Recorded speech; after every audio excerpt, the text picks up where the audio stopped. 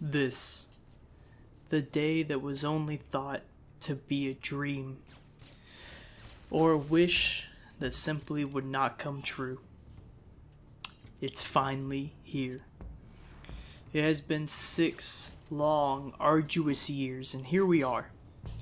The MCC is over halfway ported to PC, and features we long thought unrealistic are creeping their way into our lives. 343 Industries, going in order of release, for the most part that is, are now prepping everyone's favorite jazzy, hella atmospheric, and non-Spartan involving game for its wonderful and well accepted PC release. I have had the honor of being an active insider since the inception of the program back in 2018, which feels like it has been far more than 2 years since 2018, but that's neither here nor there. But as you could all probably predict, the time for me to talk about the most recent MCC on PC flight has come. But there is a twist this time around. While it is true that I was in fact invited to participate in this month's Halo 3 ODST flight, I was not given access to any iteration of the game on the personal computer, but rather I was invited to participate in the Xbox One version of the flight. Titillating. The last time I was in an Xbox One flight was Halo Reach. I actually did not even know I was invited to the flight because I was waiting on an email. Then I remembered that 343 Industries has stated on multiple occasions that all flight communications would come from Halo Waypoint. So, my own idiocy led to me missing a whole day of potential playtime. Not off to a great start. Then, to add to my latest series of blunders, I had spent an embarrassing amount of time prepping for recording this flight on my Xbox. I had to go find my Elgato, which was buried in my closet, and then I had to install and configure it on my new PC, which I have never had the Elgato installed in before. And by the time I finally fumbled my way through that whole ordeal, it was bedtime. So with 2 days gone by, I was finally able to start enjoying this flight.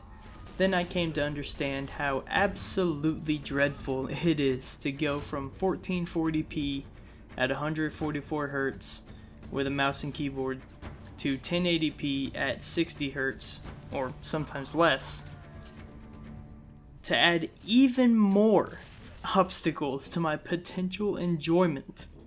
I had not used an Xbox One controller since before Halo CE was launched on PC, which was, around late February, early March. I give the time frame because I mentioned it was before CE dropped on PC, not the exact day. That would put it at around 6 months since I had last used an Xbox controller for more than like an hour or so every now and then. I was rusty on the sticks, playing at a resolution, FOV, and frame rate I was not accustomed to anymore. And at the end of the day, I have to say, yeah, it was still a damn good time. It really was. I know this introduction was pretty dang long, but I thought my misfortunes would make for some interesting backstory, and help explain why the gameplay you'll be seeing in the background looks like an actual toddler is playing the game, and not a 22-year-old adult who has been playing Halo since he was 5. I stated that I was invited to the Xbox version of this flight, therefore the overview you will be watching right now will be a bit different.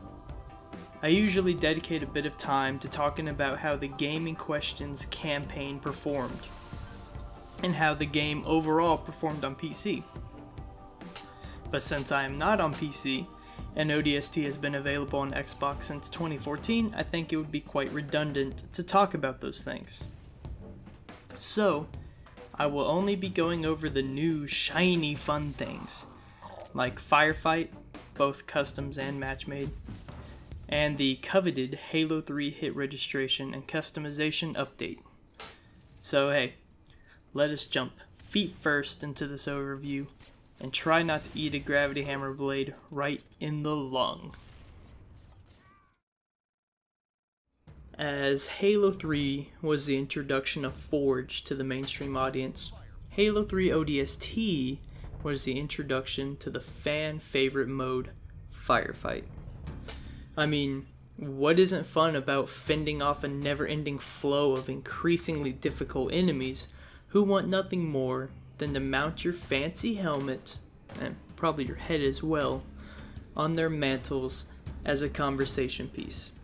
I have always loved Firefight, especially back in ODST on the 360. It was difficult, gritty, and most importantly, it had those enticing and juicy achievements tied to it. ODST's Firefight was much more difficult than its successor, Halo Reach's, because you did not have armor abilities or the endurance of a Spartan 3. Instead, you are a, still admittingly badass, ODST who only has guns, nades, and quips at your disposal to ensure your ultimate survival. Enemies are more of a threat.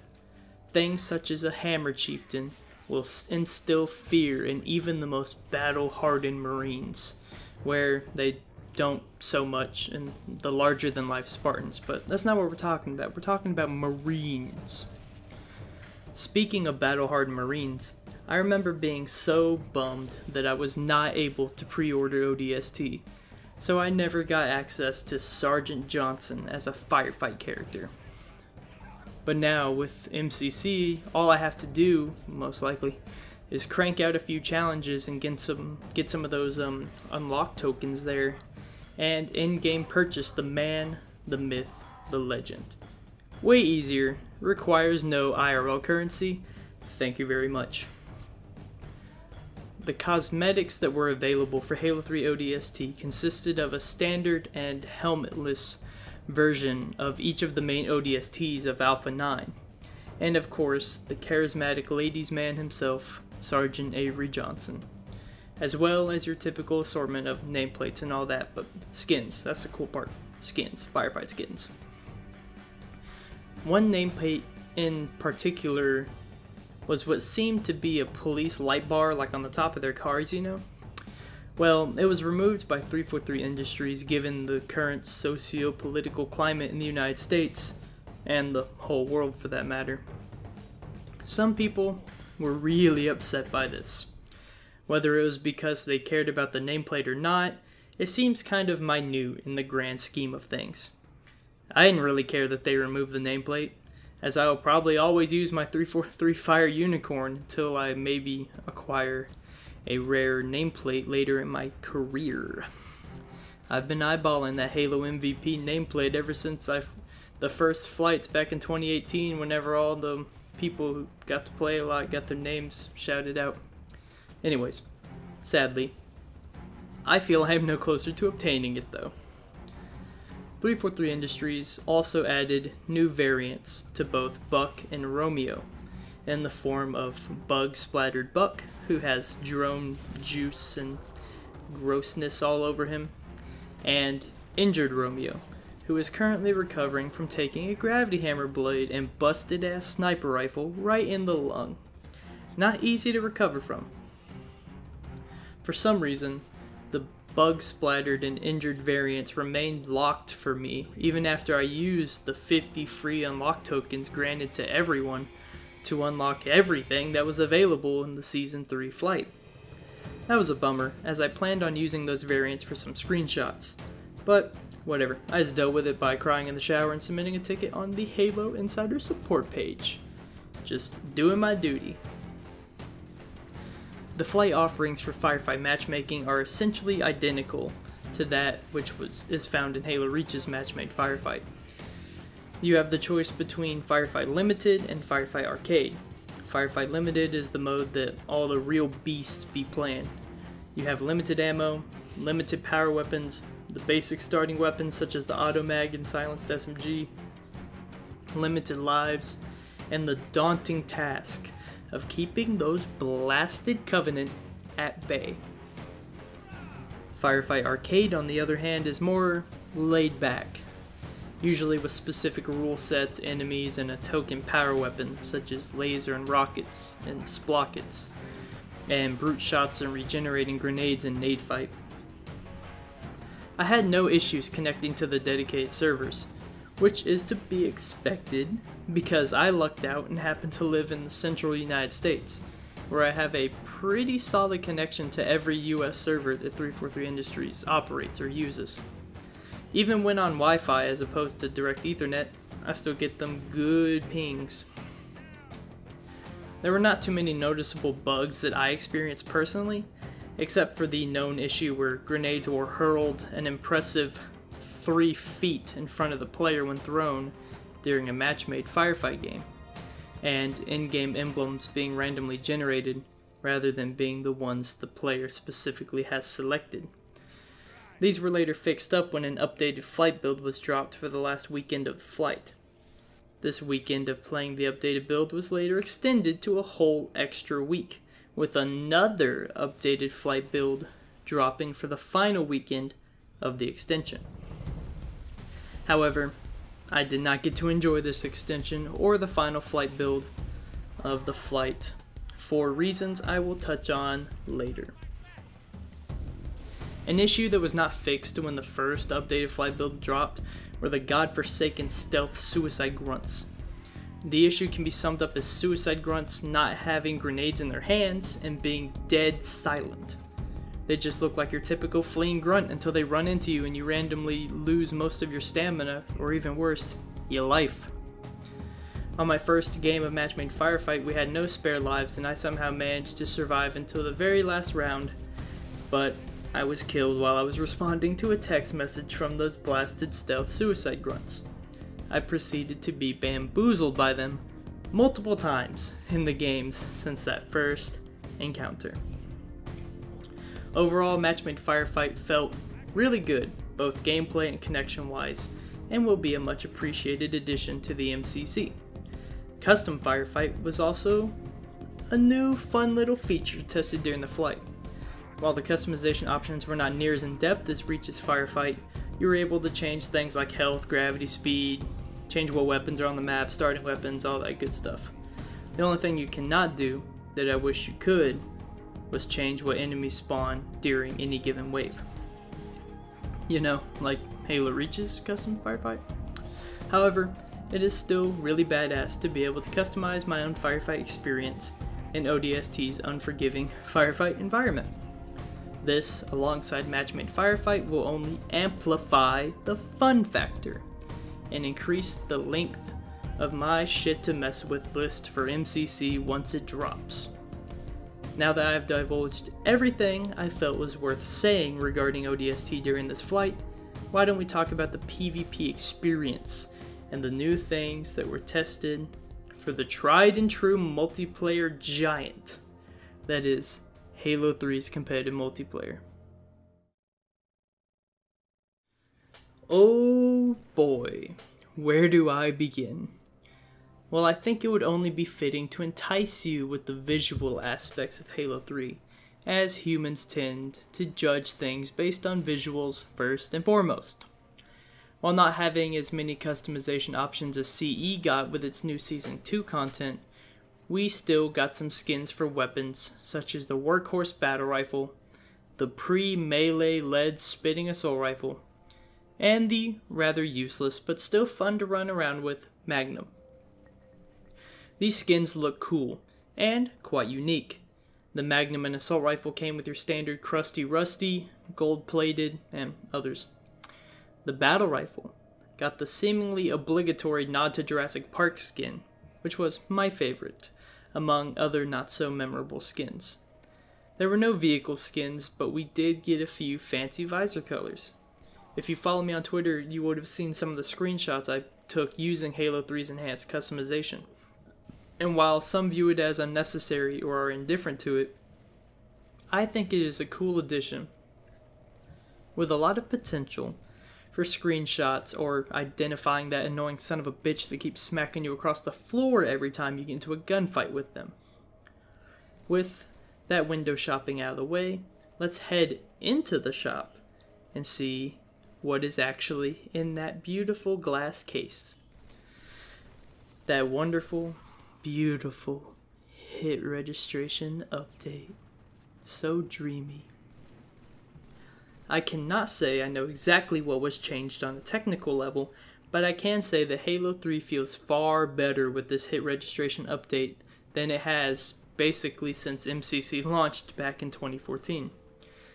This is the closest we have gotten to the fondly remembered OG Halo 3 hit reg. It is not quite identical to OG Halo 3, but it feels close, a hell of a lot closer than what we have now.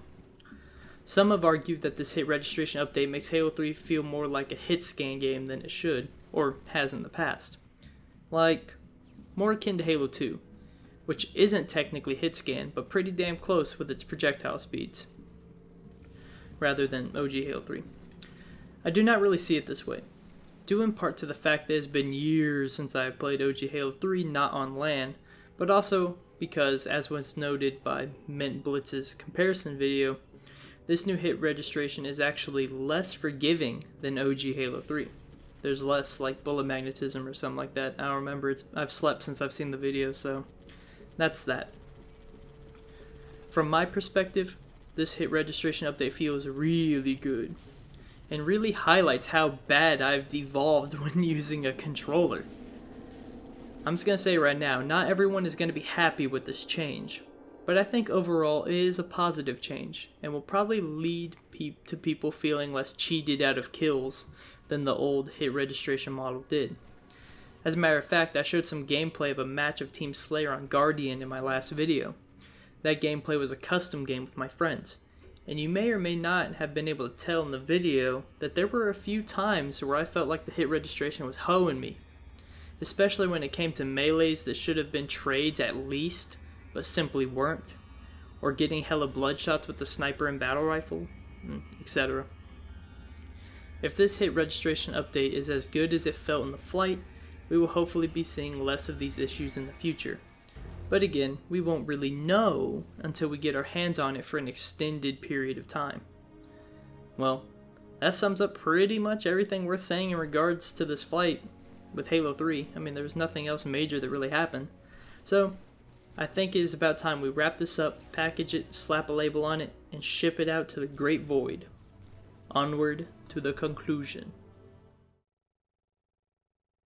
Overall, at the end of the day, when all the dust has settled and the rain starts to fall on what is left of New Mombasa, I think it's safe to say that ODST's Firefight, with all of its customization and matchmaking glory, will be a fine addition to the MCC. I mean, you will not ever catch me complaining about new content and ways to play being added to the MCC. Well, for the most part, that is.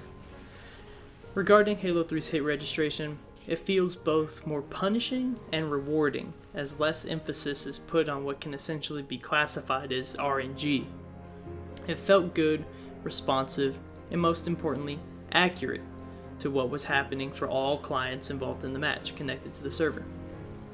I think we are about to finally get that near OG feeling Halo 3 multiplayer that we have been wanting since 2014.